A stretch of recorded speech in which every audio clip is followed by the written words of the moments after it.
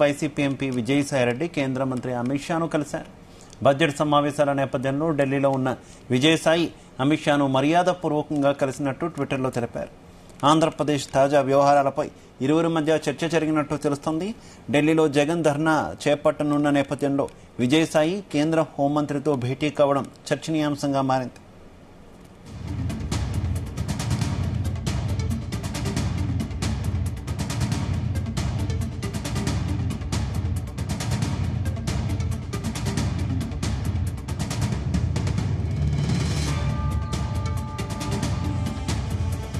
YCP MP Vijayasai Reddy కేంద్ర హోంమంత్రి అమిత్ షాను కలిశారు.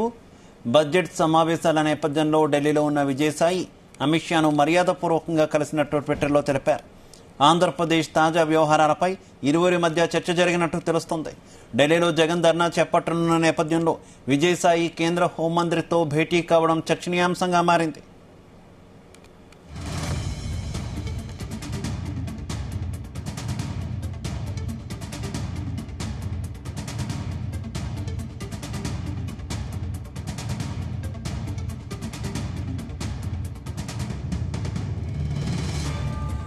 ఇక కేంద్ర హోంమంత్రి అమిత్ షాతో విజయసాయిరెడ్డి భేటీకి సంబంధించి మరింత సమాచారం మా కరెస్పాండెంట్ శ్రీచరణ్ అందిస్తారు. శ్రీచరణ్. శివ, రాజ్యసభ ఎంపీ ఆంధ్రప్రదేశ్ రాజ్యసభ ఎంపీ విజయసాయిరెడ్డి కేంద్ర హోంమంత్రి అమిత్ షాతో భేటీ అయ్యారు. తాజాగా మనం ఇప్పుడు చూసుకుంటే ఆంధ్రప్రదేశ్ లో చాలా ఉత్కంఠ నెలకొని ఉంది. ఒకవైపు ఏమో వైసీపీ కార్యకర్తలేమో వైసీపీ నాయకులు ఆరోపిస్తున్నారు, ఎన్డీఏ కూటమి ప్రభుత్వంలోకి రాగానే కూడా వైసీపీ నాయకులతో పాటు కార్యకర్తల పైన దాడులు జరుగుతున్నాయని చెప్పేసి కూడా ఒక ఆరోపణ అయితే చేస్తూ వస్తున్నారు. అయితే దీనికి కూడా అక్కడక్కడ చెదురుమదురు సంఘటనలు కూడా జరుగుతున్న నేపథ్యంలో ఈ రోజు ఢిల్లీలో కేంద్ర హోంమంత్రితో విజయసాయిరెడ్డి భేటీ అవడం కూడా చాలా ప్రాధాన్యత సంతరించుకుందని చెప్పుకోవాలి. మరోవైపు ఏమో ఢిల్లీలో ధర్నా కూడా చేపడతామని పిలుపునిచ్చిన నేపథ్యంలో దాంతో పాటు మరొకటి కూడా వైఎస్ జగన్మోహన్ రెడ్డి కాన్వాయ్ విషయంలో కూడా కాస్త దుమారం రేగుతున్న విషయం తెలిసిందే. దానికి హోంమంత్రి తానేటి వనిత కూడా వివరణ ఇచ్చారు.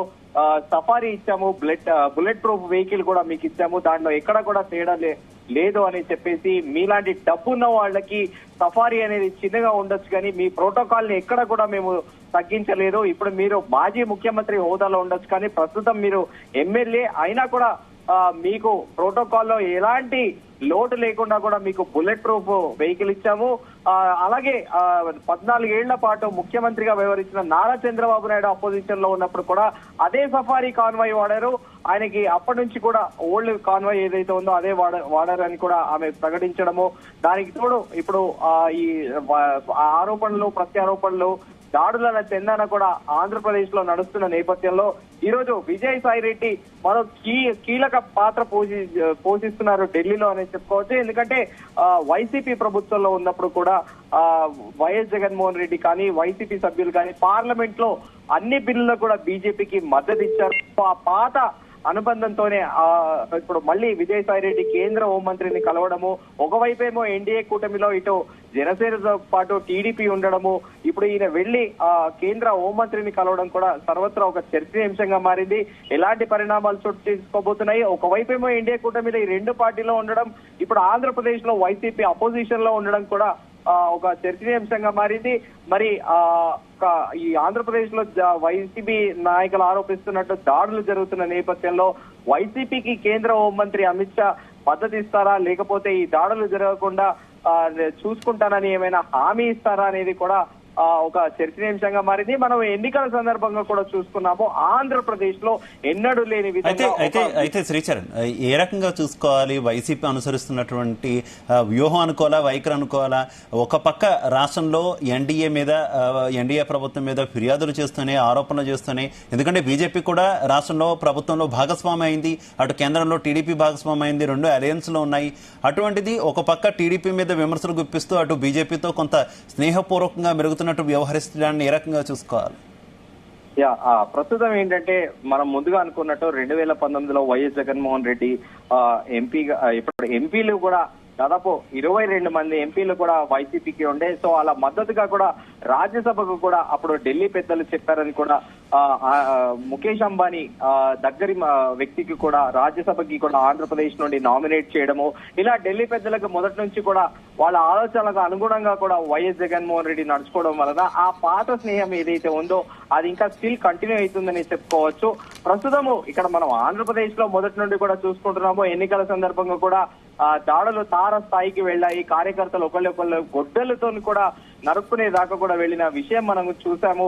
ఓటు ఒక తల్లిని ఒక కొడుకు కూడా కత్తితో పొడవడం కూడా చూసాం మనము. టీడీపీకి ఓటు వేశారని ఇలా ఆంధ్రప్రదేశ్ లో ఎన్నడూ లేని విధంగా ఒక హింసాకాండ రాజకీయాలు జరుగుతున్నాయని కూడా రాజకీయ విశ్లేషకులు అంటున్నారు. అయితే ఇప్పుడు ఈ పాత పరిచయాలు ఏవైతే ఉన్నాయో దాన్ని బేస్ చేసుకొని ఇప్పుడు ఢిల్లీలో కూడా మంత్రాలు జరుపుతున్నారు విజయసాయి రెడ్డి అనేది కూడా ఒక చర్చ నడుస్తోంది. Shiva, okay Sricharan, thank you.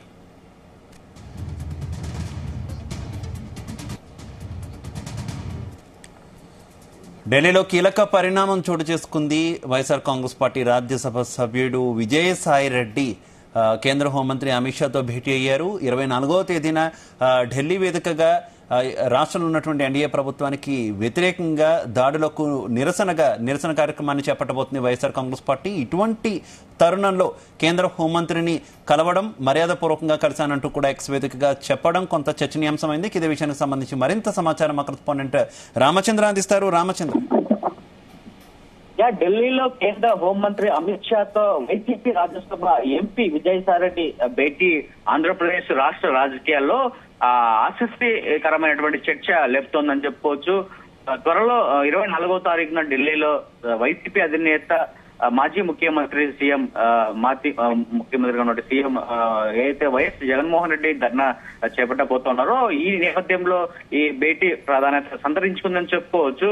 అయితే రాష్ట్రంలో ఉన్నటువంటి లా అండ్ ఆర్డర్ ఇష్యూపై అలాగే రాజకీయ కక్ష వేధింపులు అలాగే అయితే కొనసాగుతున్నాయో వాటిపై కూడా అమిత్ షాతో భేటీ అయిన సందర్భంగా విజయసాయిరెడ్డి ఆయనకు రాష్ట్రంలో జరుగుతున్నటువంటి అరాచకాలపై కూడా చర్చించినట్లుగా తెలుస్తోంది. అలాగే జగన్మోహన్ రెడ్డిని ఇబ్బందులకు గురి చేసే విధంగా చేస్తున్నారు రాష్ట్రంలో రాజకీయం కూడా అని చెప్పి ఆయన చెప్పడం జరిగింది. అయితే ఇటీవల వస్తున్నటువంటి ప్రచారం ఏదైతే జరుగుతుందో ఆయన కాంగ్రెస్ పార్టీకి పెద్దలకు ఖచ్చితంగా వచ్చారన్న విషయాన్ని కూడా తెలుసుకున్నటువంటి అమిత్ షా దీనిపై కూడా ఆరా తీసినట్లుగా తెలుస్తోంది.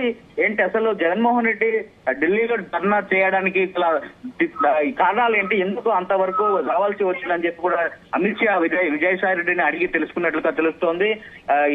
ఎటువంటి పరిస్థితుల్లో జగన్మోహన్ రెడ్డి ధర్నాకు పిలుపునివ్వడం జరిగిందని కూడా దానిపై ఆయన ఆరా తీసినట్లుగా తెలుస్తోంది. మొత్తానికి రాష్ట్రంలో ఏదైతే వైఎస్ఆర్ కాంగ్రెస్ పార్టీని ఇబ్బందులకు గురి చేసి పార్టీని తుదముట్టించేందుకు అలాగే పార్టీని పూర్తి స్థాయిలో నిర్వీర్యం చేసే విధంగా చంద్రబాబు పనులు కార్యాచరణ చేస్తున్నారు. అటు రాజకీయంగా కావచ్చు, లా అండ్ ఆర్డర్ విషయంలో కూడా రాష్ట్రంలో పరిస్థితులు చాలా అగమ్య గోచరంగా చాలా ఘోరంగా ఉన్నాయని చెప్పి కూడా ఈ సందర్భంగా విజయసాయి రెడ్డి అమిత్ షాకు వివరించినట్టుగా తెలుస్తోంది.